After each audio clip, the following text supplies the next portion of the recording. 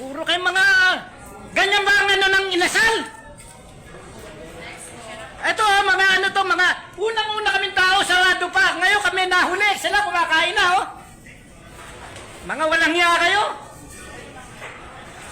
Okay ba nakasando kami, ganyan na nagagawin nyo? Hindi naman po unang-una kami rito, sarado pa kayo. Wala pang alas 11, narito na kami.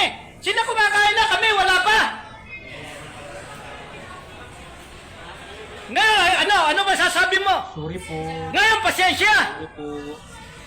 Porke bakit ganyan ang istura namin? Ito mga walang yato, mag-inasal. O mag-sinalsal. Ay, magsarsal ka na lang. Sarsal mo.